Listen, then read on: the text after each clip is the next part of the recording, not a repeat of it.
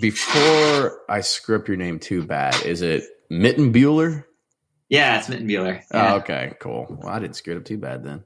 Nice. No, not at all, actually. First try. Guys, we got to stop. I totally forgot to hit the record button. How embarrassing is that? Okay. On this episode, we are joined by Reid Mitenbuler, author of the book Bourbon Empire, as we discuss the history and psyche behind bourbon, a distinctive product of the United States. From their bar to yours, Chad and Sarah of the popular YouTube channel It's Bourbon Night bring you their favorite at-home old-fashioned mix with the new Elemental Elixir's Golden Hour Syrup. It's a custom-made syrup with notes of bold black tea, warm spices, and orange zest. All you need is your favorite whiskey and ice. No bitters needed. One bottle makes 16 drinks, so that's only $1 a cocktail before you add your own whiskey. They can also be enjoyed in other cocktails or spirits, mocktails, coffee, tea, and anything you can think of. It's crafted locally in Lexington, Kentucky, and you can get your bottle now at whiskeyambitions.com. Play Whiskey Wednesday, Round 11, the memory game. Until June 26, each week you can win one of our 12 incredible grand prizes. Select $2 at checkout. And if they match on drawing night, you'll win that bottle. Not a match? No worries. You still score a Weller 12-year. Every $5 ticket gives you 5 chances to win, including 4 weekly bonus prizes. Get your tickets now at give270.org. Charitable Gaming License ORG 0002703. Always find what you love at Total Wine & More. With so many great bottles to choose from at the lowest price, it's easy to find your favorite Cabernet or a new single-barrel bourbon to try with some help from one of their friendly guides. And with every bottle comes the confidence of knowing you just found something amazing. With the lowest prices for over 30 years, find what you love and love what you find only at Total Wine & More. Curbside pickup and delivery available in most areas. Visit TotalWine.com to learn more. Spirits not sold in Virginia and North Carolina. Drink responsibly and be 21. Ed Bly and Rising Tide Spirits are back again with a new release of Old Stubborn Bourbon. And this release of Old Stubborn is a premium hand marriage of 10, 11, and 12-year cask strength, barely filtered pot still bourbon. It comes in at a staggering 123.8 proof. And the flavoring grain for this one, which the last one was wheated, but this time it's now rye. Rich, sweet, and bold with a long finish that's sure to be another eye-opener. You can order online at Sealbox or thebourbonconcierge.com, and you can even purchase in person at Revival Vintage Spirits, and even now with very few select stores in Kentucky. You can get it now while you can, but be sure to do it because it's not going to last long. Do you ever pour yourself a bourbon, swirl it around, and then start struggling to come up with tasting notes? And perhaps you're also looking for a good Father's Day gift idea. Well, you can now solve both with a kit from Knows Your Bourbon. And unlike other nosing kits on the market, Knows Your Bourbon kits feature real ingredients for the most authentic aromas.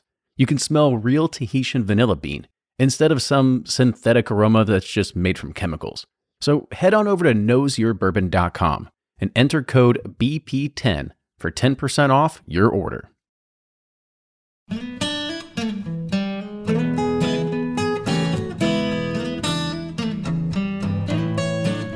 We're back with another episode of the Bourbon Pursuit podcast. My name is Kenny, and we've got Ryan here today as well. Ryan, you doing all right? Doing good, man. We're grinding. You know, was this our 3rd episode this week? We've recorded. We're killing it. We are killing it right now. Back at it, making up for all that lost time. But no, I'm doing great, man. I'm really pumped for today's show. We love bourbon because it tastes good, and as you know, with the episode about aroma, guys, because it smells good, but we also love it because of the history and the stories, you know, especially being from Kentucky. Like, I really resonate with the brands and the stories behind them, whether they're true or false. But, you know, I'm really excited to dive into today's show and kind of talk about that history a little more. Me too. I was like sort of prepping myself for today's show. And if anybody's like planning a trip to Louisville here within the holiday season, if you want to, there is a pre-prohibition exhibit at the Fraser Museum. The Fraser Museum's a kind of a history museum around us, and there's a whole exhibit for prohibition, and you can go there. And it talks about some of the ladies who are against prohibition. If you actually follow us on Twitter, I was Instagramming a few of those photos from there, so you can kind of see sort of the history of what it took for those. You could call them the dark times of America's history without booze. But it was very interesting, and we always talk about, as you said, the taste, the smell, the nature of it. But there's such a rich history in what bourbon is. There's a rich history with family lineages of things trading between companies and all this other sort of stuff. So you're totally right. Super excited to have on our guest today. So with the Fraser Museum, I did read yesterday in the Courier, they partnered with the Kentucky Distiller Association, and instead of changing the exhibits all the time, it's going to maintain that they're going to continue to do bourbon themed exhibits, and it's going to actually be the start of the Kentucky Bourbon Trail. To where people coming to Louisville go there and then go from distilleries from there. So I thought that was pretty cool. That is awesome. I think it was in yesterday's Courier, so I thought that was pretty cool. Man, you still read the newspaper? Well, I go to Saints. It's a bar, my local watering hole, and they have it there, and that's the only time I read it. There you go. I don't call you old just yet then. Yep, exactly. All right, so I'll go ahead and we'll introduce our guest. So I'll go ahead and introduce our guest. Today we have on the show Reid Mitenbuler. Reid is the author of the book Bourbon Empire. So Reid, welcome to the show. Thanks for having me on. So Reid, before we jump into the book and start talking about it, and I love the prologue. I was actually able to read it this week prepping for the show. Tell us your coming of age tale to bourbon. Like, how'd you get into bourbon and whiskey, and what made you so fascinated with it that you just happened to become an author on the subject? Yeah, I graduated college in 2000. And so it was right about that point I became a whiskey geek. I was actually in the military. I had done ROTC in college. And after work on Fridays, we would go to the officers club and there, play pool and that kind of stuff. And I hadn't been a big drinker in college, but everyone kind of had something in their hand, a lot of guys had done time in Germany. So they're big beer geeks, and whiskey wasn't that popular. That was still sort of when it was seen as a little bit of an old man's drink, and something about it was just kind of appealing. So that was really the big start for it. And it was nothing fancy or expensive, and I realized I liked it. It was a really good deal. It was always sort of like this cheap thing at the bar that was good. So that's kind of how it began, and then like anything you geek out about, it kind of began from there. I started, buying different bottles, and it was a mix of all kinds of whiskey and scotch, bourbon, whatever. But so you've been at it for a few years then. Yeah. I started getting into it. You start reading more about it. You want to learn more about it. You start looking for books about it. And that's how it, kind of snowballed from there. Yeah. I guess kind of talk about that. What was the, the culmination or the want to write a book about it when there are already some authors out there already? Yeah. Well, when I started writing this book or thinking about writing this book, it was over 10 years ago. And it was because I was looking for more information on what was still kind of a niche thing. There were a few blogs and there were a few guides, and the guides would have, some history sections in the beginning, kind of thin. Chuck Cowdery's book had just come out. At one point, I remember reading that. And I was curious to keep learning more. And I realized how great this story was, especially when you look at it in terms of symbols. Everyone it has that nickname as America's native spirit, which is a kind of a misquote of the 1964 resolution, a distinctive product of the United States. And I want you to talk about that real quick, because I found that super interesting when I was reading about that. Just go ahead and kind of give everybody a quick rundown of why that's a misquote. Yeah, well, when Congress declared a distinctive product of the United States, it was to give it a kind of trade protection in overseas markets so that you couldn't have foreign producers making something called bourbon. And this is something that was lobbied for by the industry at the time to sort of protect themselves a little bit and, reduce their competition. The same way that you have these controls for champagne or tequila or what have you. And, this bill was lobbied for. And today it's been sort of reimagined as a kind of, a Valentine's Day given to in Valentine's Day card, given to the industry by Congress and for American heritage and that kind of thing. The reality was much more of a business measure. And I liked watching how if you repeat the myth enough times, the myth becomes reality, right? Everyone's like, oh, it's America's native spirit. And the resolution never really used that language. It wasn't as heartwarming as that language would suggest. And, that in itself is a very American kind of story, how we reimagine the past. And I was looking at the history of this product, and it really is a history of American capitalism in a lot of ways. When you break it down as a symbol, you've got the Whiskey Rebellion of the 1790s, which is this battle between Alexander Hamilton and Thomas Jefferson. And that might be kind of a simplification, but it's a battle between their dueling philosophies to define the soul of American business. And then as you go through the history of the United States, you kind of see whiskey having an influence on politics and economics, and then vice versa. You see how as the nation is evolving and becoming more industrial, the product itself is changing. So it's a push and a pull. And I was like, well, what if we break it down and we look at the history of this product as a miniature version of the history as the country that it comes from, in all these different aspects, economics, politics, lobbying. What we hold in our hand today, that product is the result of all those things. And so I tried to break the history down that way. I think it's a really great story. And that's a book I really wanted to read. And I realized it didn't totally exist. So I just kind of started tinkering, putting it together, mapping it out, that sort of thing. And that's how the book came about. Yeah, and I think we've always know that it's really hard to take a lot of history and make it into a story. So let's kind of talk about the story, right? I want to talk about the beginning because there's something. The first title or the first chapter of the book is called "The Big Bang." So kind of talk about the beginning where you mentioned the Big Bang of bourbon. Yeah. So in the history of bourbon, history of American whiskey, you've had a number of producers sort of for marketing purposes try to lay it down to a single individual, the hero of our story, be it Elijah Craig or an Evan Williams type character or whatever.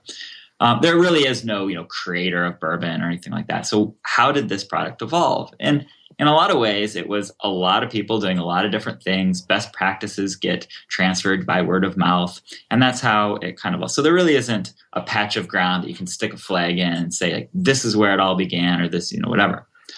But there was a story that I'd come across in a number of old books about, George Thorpe, who had come over and, in the 1600s, and he lived at a place just up the river from Jamestown. And this guy didn't create bourbon by any means, and I didn't want to give that impression in the book. But there was, his story, which is a story of entrepreneurship and of empire, and of capitalism, really. He was sent over here trying to find crops that could be grown, that would be profitable. He's part of the British Empire. And he's looking for a substitute for his beloved British, beer made out of malted barley. His eye falls to corn. And I was like, this unique, New World grain would ultimately become the base of what is the king of American spirits, of American whiskey, which is bourbon. All due respect to rye. And, I thought that was a great story, looking at the grain. And he did have a still. We don't know for sure if he actually distilled his corn beer into spirits. But there are indications that he did. He probably did, but we don't know for sure. And I thought that was an interesting story just to look at it from a business perspective. He was experimenting with wine. He was doing all kinds of experiments to find an alternative to the kind of things that, the English were drinking in this new world. So he's adapting. It's a very American story. He's trying to start the American party. Right. And I wanted to use him, he was in Virginia. And I wanted to use him as an example of history being written by the winners because his name is forgotten largely.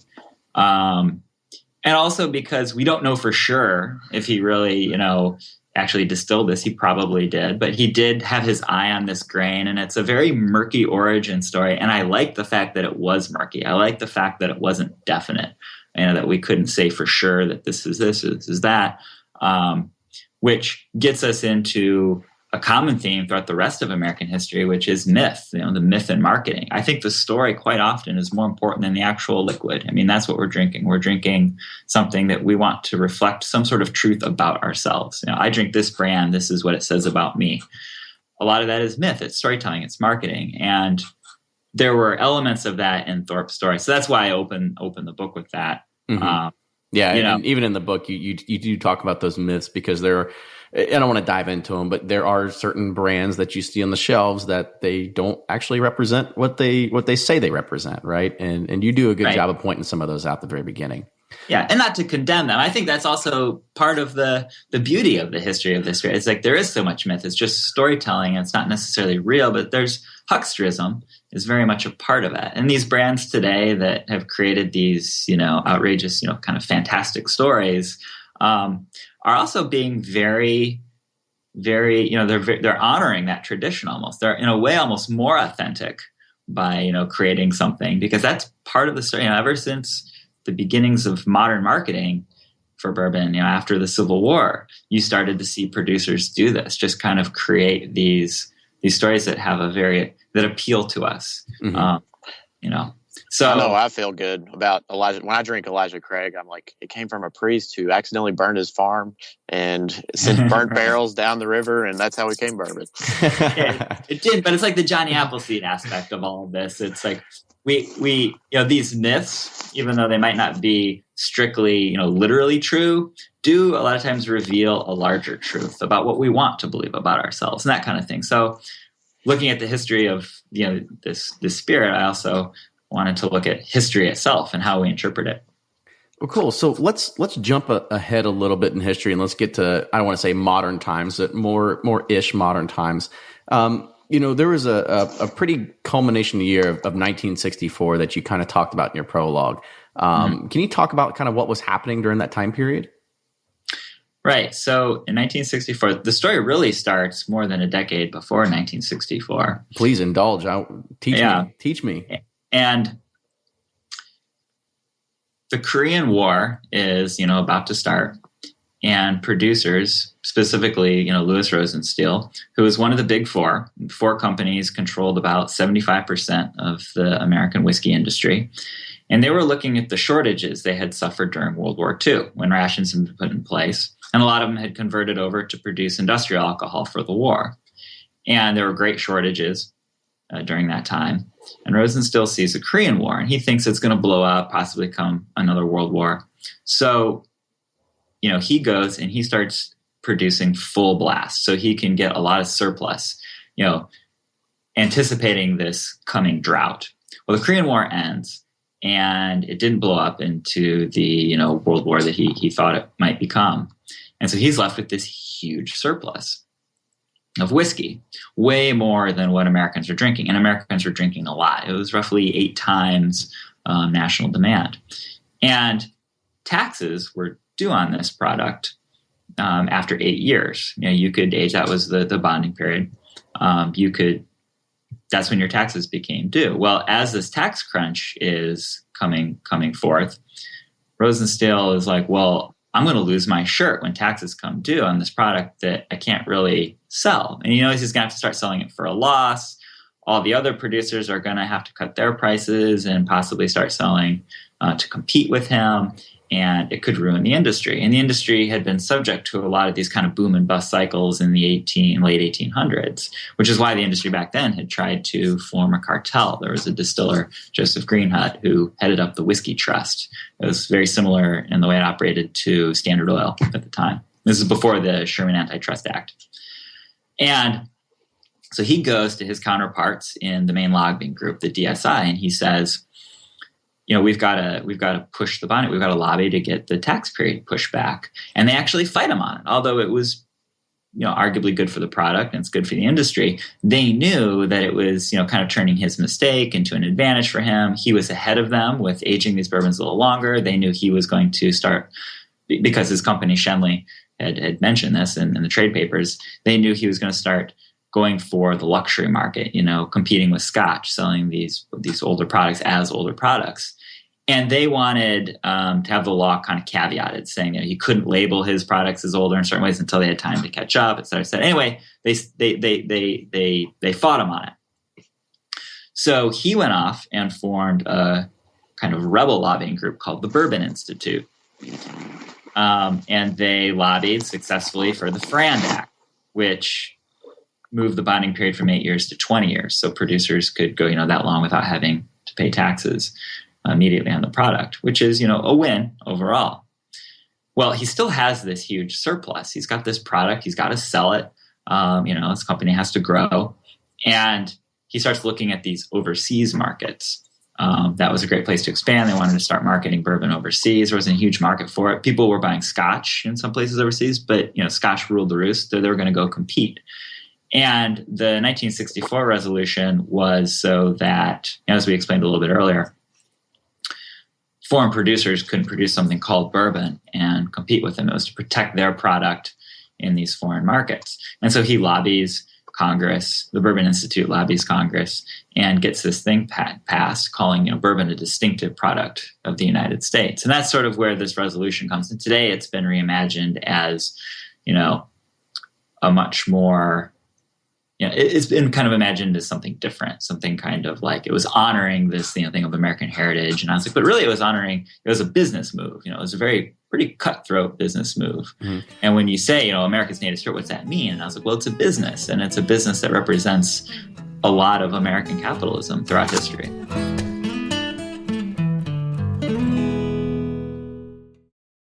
Shopify's already taken the cash register online, helping millions sell billions around the world. But did you know that Shopify can do the same thing at your retail store? Give your point of sale system a serious upgrade with Shopify. Shopify's point of sale is your command center for your retail store. From accepting payments to managing inventory, Shopify has everything you need to sell in person. And with Shopify, you get a powerhouse selling partner that effortlessly unites your in-person and online sales into one source of truth. Track every sale across your business in one place and know exactly what's in stock. Connect with customers in line and online. Shopify helps you drive store traffic with plug-and-play tools built for marketing campaigns, from TikTok to Instagram and beyond. And get hardware that fits your business. Take payments by smartphone. Transform your tablet into a point-of-sale system, or use Shopify's point-of-sale Go mobile device for a battle-tested solution. Plus, Shopify's award-winning 24/7 help is there to support your success every step of the way. Do retail right with Shopify.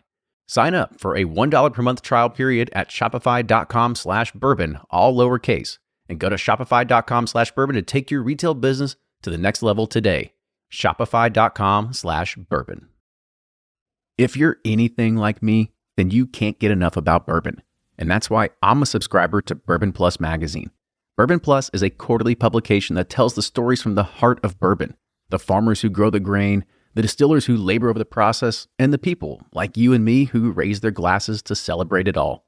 Subscribe to Bourbon Plus magazine today at bourbonplus.com, that's PLUS.com, and use code PURSUIT at checkout for $5 off your subscription.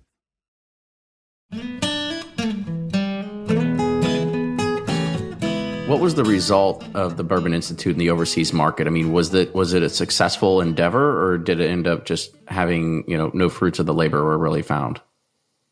Well, you could argue that a lot of those fruits are seen today. You've got American whiskey expanding into overseas market. It's become particularly popular, especially in the UK, in a lot of other parts of Europe. Obviously, Japan, everyone knows about that. Australia, you're starting to see its reputation improve. When these companies were trying to expand in the 60s overseas, they struggled a little bit because people didn't really know what bourbon was. They didn't know how it was different than Scotch. They didn't know that, honestly, American whiskeys, the way they're aged, can go for a little bit less time than Scotch. And that's kind of where they'll find their sweet spot. People saw it as kind of blue collar. They saw it as like a very humble drink. They saw Scotch as, the drink of, that had accompanied the British, during their time of empire. So it was seen as like a gentleman's drink. It was seen as, the drink of the ruling class kind of. Whereas bourbon, quite honestly, and even in the U.S., was seen as, the drink of these guys, one-strapped overalls out in the mountain hollers, and it didn't always have the best reputation. And so, in the United States, you'd see it advertised a lot more often as kind of, blue-collar, working class, that kind of thing. But when companies were going overseas trying to advertise in the 60s, they would try to change that image, because a lot of this is in our heads. So Jim Beam, very specifically, and I look at this in the book, Jim Beam, which was not a huge company at the time, it was kind of mid-size in the 60s. They had a series of advertisements for overseas markets that had, classic Jim Beam white label, but you had these guys with, top hats on, they're wearing tuxedos, and it was billed, for this new audience as a luxury thing, so that it could compete with Scotch, which was seen as kind of as a fancier kind of drink. So that was an interesting story that get back to another theme I like to explore in the book of, it's all in our minds, like all these rules of connoisseurship, what's good, what's bad, it's older versus if it's younger, that kind of stuff. A lot of it when you're doing blind tastings, I think a lot of those rules get thrown out the window a little bit. You realize that, it is kind of in our heads. It's kind of what's marketed to us. Yeah, it's always one of those things. I mean, even when you bring a few friends over and you have a few bottles out, and then one of them says Van Winkle on it, then they immediately just drink it and they're like, oh, it's so smooth. But then you put like Elijah Craig 12 next to it. They're like, well, they're both 12 years. Like, but it's this whole concept of mind over matter and what you're actually drinking versus what do you think you're drinking. Well, my father had a whole bunch of Pappy. It gotten kind of before Pappy became the big, hyped thing that it has become. Mm-hmm. And this was several years ago. And I told him, whenever someone brings up Pappy because they've heard about it, do me a favor, go ahead and just give them some, pour them a mini bottle or whatever and give it to them and just record their responses for me. And he did. And, and some of them he would do blind, and that sort of stuff. So this was fun to watch. He was like, about half of them, when I let them know it's Pappy, all of a sudden the eyes roll back in their head. And it's like, they've just enjoyed the nectar of the gods. And the other half of people just kind of look at it and are like, really, this is what the big fuss is about? And I think that goes a lot to, if you do it blind, it's like a lot of these, with craft whiskey. And I love seeing where craft whiskey is going. But, just to be fair, some of the worst stuff I've had is craft whiskey. But they have the image thing, some of these. Yeah. They've got the image thing down. Like, they're small, they're independent, but, it's overpriced and maybe underaged. And so they've got this asset in that an image that today has a lot of value out in the market, having a small facility and, these buzzwords like artisanal and craft, which don't mean anything. They're meaningless, but, that sells. And you're seeing, I think it would be mystifying to, the whiskey men of days gone by to see some of these products on the shelf today and see what they're selling for. And they'd be like, wait a minute, what's going on here? Like, I think it would really confuse them. Right.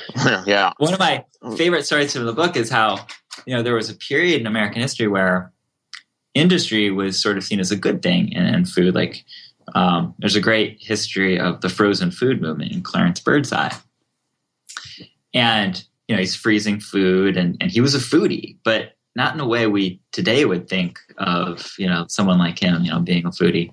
And you see in whiskey advertising up until, World War II, they would advertise their industrial nature in a lot of ways. Hiram Walker actually had a series of advertisements where they hired Thomas Hart Benton, the painter, to do them. And it looks almost like Industry on Parade or like, Charlie Chaplin's Modern Times in a way. It's like these guys working at factories and they were promoting our whiskey is consistent, those kinds of things, which if you look at before what artisanal really meant in America in the late 1800s, when it meant like a lot of spoilage, it meant a lot of inconsistency. It didn't necessarily mean a good product. They were reacting to that. We always react to the conditions that we inherit.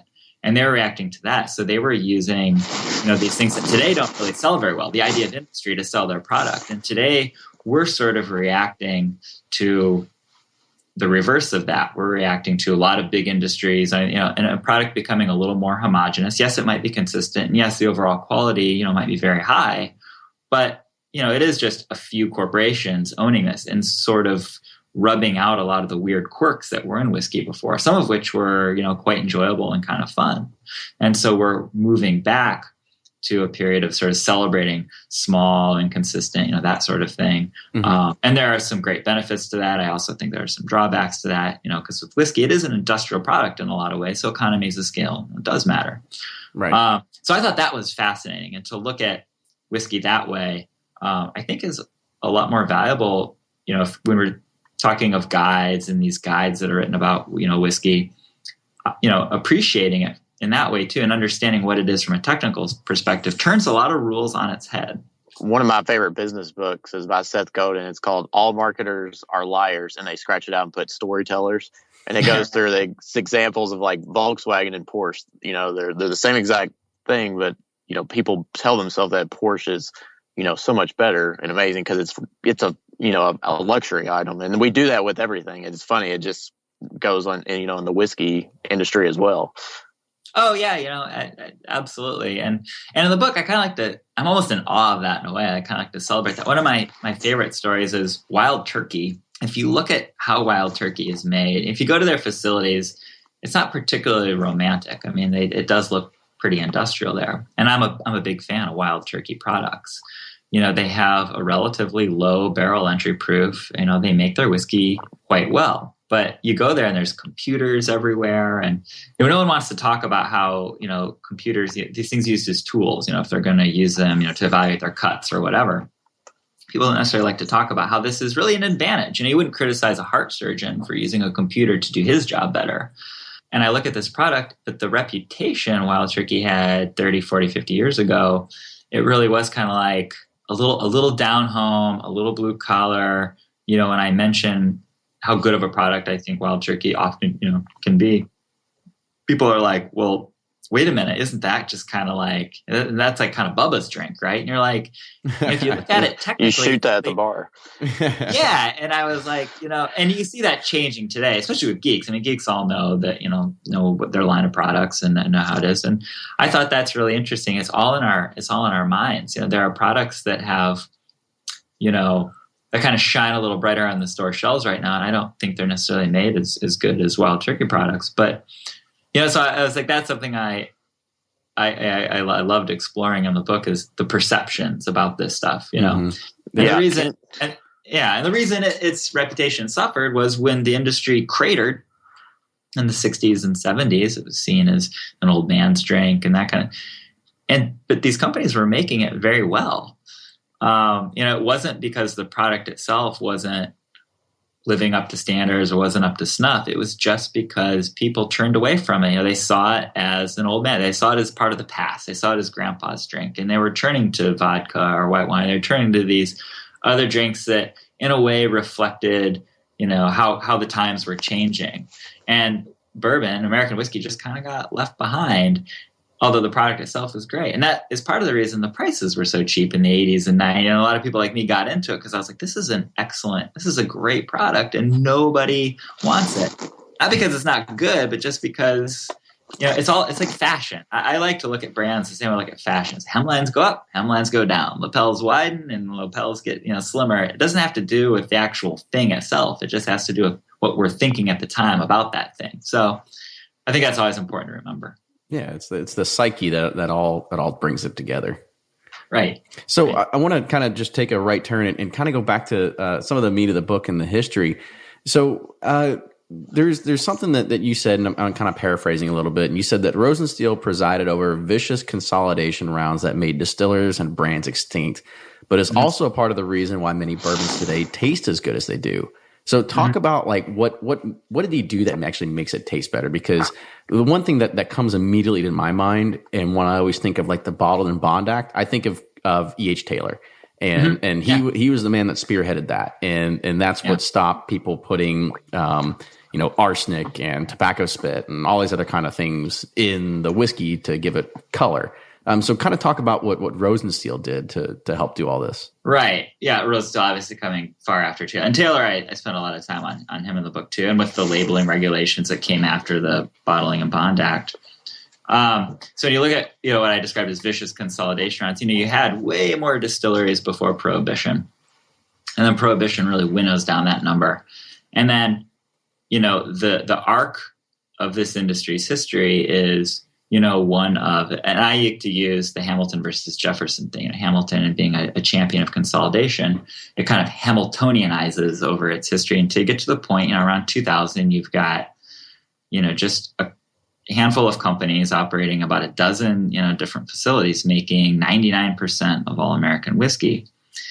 And Rosenstiel in the middle of the 20th century is a big part of that. I like to think of these brands, these distilleries, as a school of fish. And then you've got slightly larger fish eating them. And then you've got killer whales eating them. And so you get to the point where it's just a few companies controlling everything. And, all these brands that we see on the shelves today, a lot of the older ones, say like Old Overholt or whatever, were independent. And they were made in these distilleries that, did things a little bit differently than the distillery that was just down the street. They might have ground their grains, they might have been a little more coarse or a little more fine, which affects the flavor. They might have seasoned their barrel with a lot of these little differences, which led to nuance. The kind of the same way that radio stations of past decades, you'd have these little quirks and things from independent DJs all picking their own tunes instead of having, say, Clear Channel, pick the 10 songs that everyone in America is going to listen to. Mm-hmm. And as the industry consolidates, a lot of those little differences, got rubbed out of the system. And you can taste that when you taste through Dusty's today. Like, you get a much wider range of flavors in whiskey. And so American whiskey, it lost a lot, because of that. It also lost, I think, a lot of dead wood. I've had a lot of Dustys that are horrible, So, and that's always, I think, useful and important to remember. Yeah. And Rosenstiel, was a part of that. And it's not a very romantic side of the story.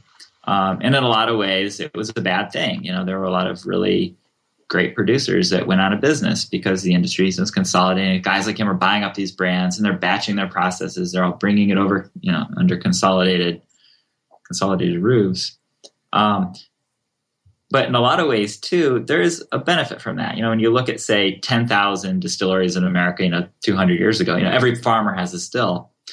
They're not necessarily making a great product because they don't have economies of scale. They're not focusing all their attention on their craft. This is just a sideline to farming, basically. I wouldn't really want that. A whole bunch of tiny producers making a product that, they can't necessarily afford to age long enough, that kind of thing. But I also don't want just, 3 corporations making all of it, so it's all kind of homogenous. I think there's a happy middle ground. You look at the craft distilling boom today and it's way over 500 distilleries. Mm-hmm. That's still kind of a lot, a lot of them, and they're struggling and it's hard to raise all that kind of capital. But maybe a couple hundred, there you're getting a lot of variety, but these companies are also just big enough where they can afford the economies of scale to really make the product right. Yeah, that kind of reminds me of even what's going on today with InBev basically buying like every brewery that's out there. Yeah.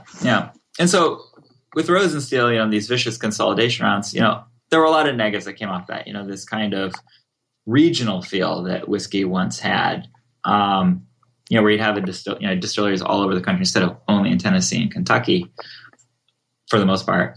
That was lost, and that, it's kind of sad, to think about. But then you also have this man who is lobbying for the Ferrand Act, which pushed the bonding period from 8 years to 20 years, which gave distillers a little more room to experiment, some of these oak bombs, these much older whiskeys, things like that. He also pushed for that resolution, 1964 resolution, which protected American whiskey in foreign markets to help raise its star a little bit. And so those are ultimately good things. But the story is ultimately gray, and it's not always black or white. So, that's what I mean when I talk about that. And that's why I like the story. He's not a great image, for marketing.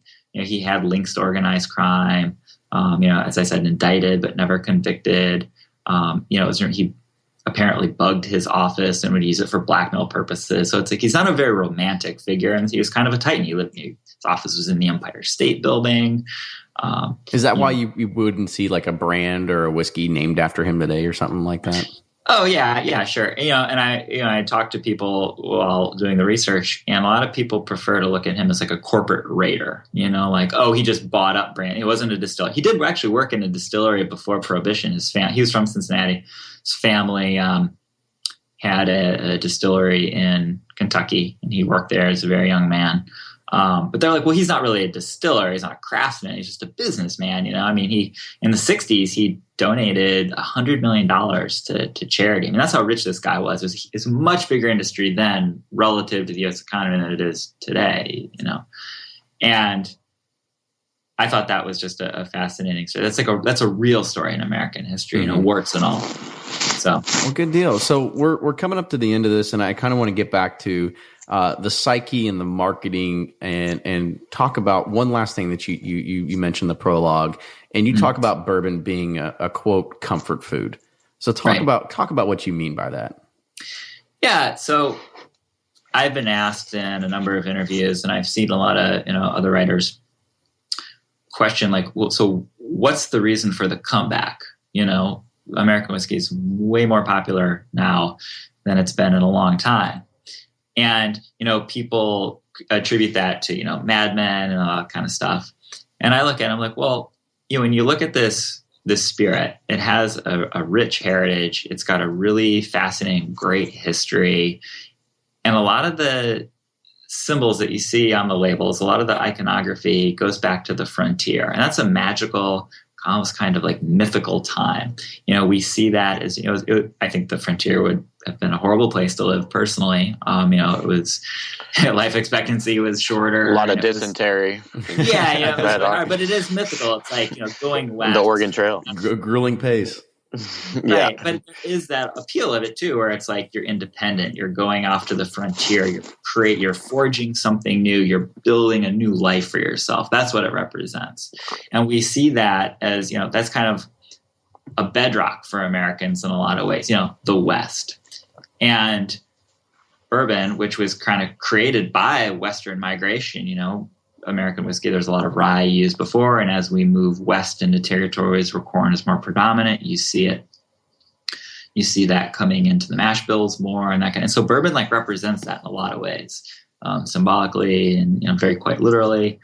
And it's represented in the labels. And so I think today, times are confusing, and everyone likes to say that their time is confusing, but today, it is. Economically, we've got a lot of disruption in the economy. You've got a lot of very brand new, shiny industries kind of tearing down the old ones, and they're leaving income inequality in their place and that sort of thing. And politics, you've got a system that is arguably more meritocratic than it has been in a long time.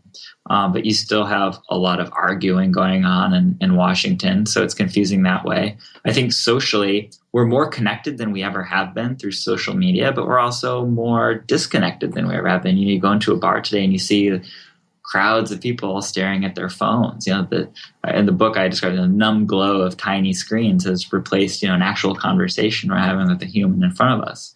And so I think that part of bourbon's resurgence is linked to, it is connected in a lot of ways to that past. And we see that past as simpler. And, in some ways, I think we want to return to it. And so bourbon is kind of comfort food. A lot of times, comfort food for people is something that you might have enjoyed as a kid, growing up, macaroni, what your mom cooked, that kind of thing. And we see this drink as a drink of the past, of our grandfathers and that kind of thing. And so we're returning to it for those sorts of nostalgic reasons. And there's a comfort in that. I also think that it's a little more simple than that. And what's old is new again, right? So the industry created in the 60s and 70s because it was seen as grandpa, as our father's drinks or whatever. But, we returned to it because we had, a lot of vodka before. People had adopted that because it was new and it was kind of shiny and it was a little risque. And then it kind of became boring. People are always looking to react a little bit. They're always looking to be a little different. And, once bourbon was in American whiskey almost had left, once the industry had fallen so much,